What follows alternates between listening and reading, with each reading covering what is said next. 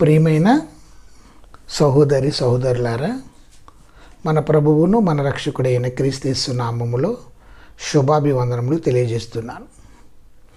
గలతీ సంఘానికి అపోస్తలుడైన పౌలు తన కృపా సువార్త ప్రకటిస్తున్నప్పుడు వేరే సువార్తా సంఘంలో జొచ్చినప్పుడు ఆ సంఘాన్ని ఎలా మేలుకొలుపుతున్నాడో గలతీలకు రాసిన పత్రిక 1వ అధ్యాయము 6 నుంచి 9 వరకు చూడొచ్చు. ప్రియులారా, లేఖనాన్ని చదువుదాము. క్రీస్తు కృపను బట్టి మిమ్మల్ని పిలిచిన వాడిని విడిచి భిన్నమైన సువార్త తట్టుకు మీరెంత త్వరగా తిరిగిపోవుట చూడగా నాకు ఆశ్చర్యమగుచున్నది. ఇది మరి ఒక సువార్త కాదు కానీ క్రీస్తు సువార్తను చెరపగోరి మిమ్మల్ని కలపరుపరిచేవారు కొందరున్నారు. మేము ప్రకటించిన సువార్త కాక మరి ఒక సువార్తను మేమైనను పరలోకం నుండి వచ్చిన ఒక దూతైనను మీకు ప్రకటించిన ఎడల అతడు శాపగ్రస్తుడవునుగాక. మేము ఇదివరకు చెప్పిన ప్రకారం ఇప్పుడు మరలా చెప్పుచున్నాం. మీరు అంగీకరించిన సువార్త కాక మరి ఒకటి ఎవడైనను మీకు ప్రకటించిన ఎడల వాడు శాపగ్రస్తుడవునుగాక.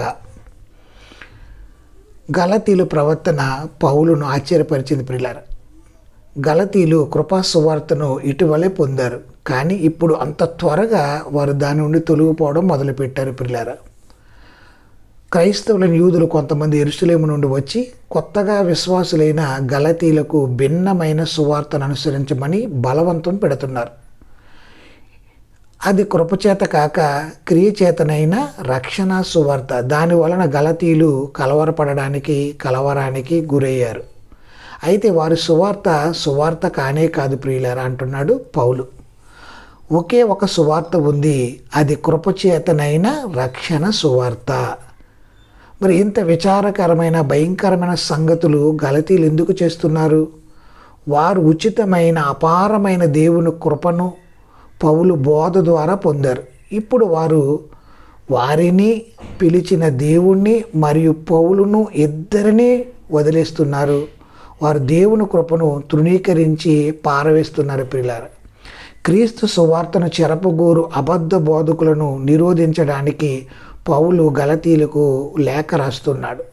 క్రీస్తు ఒక్కడే మనుషులను రక్షించలేడు. అయితే రక్షించబడుటకు యూదుల ధర్మశాస్త్రం కూడా గైకోనాలని వారు ఉపదేశిస్తున్నారు. అటువంటి బోధ క్రీస్తు కృపను విలువ లేకుండా చేస్తుంది. ఆ సువార్త నుండి కృప తీసేస్తే ఇక ఏ సువార్త మిగలదు.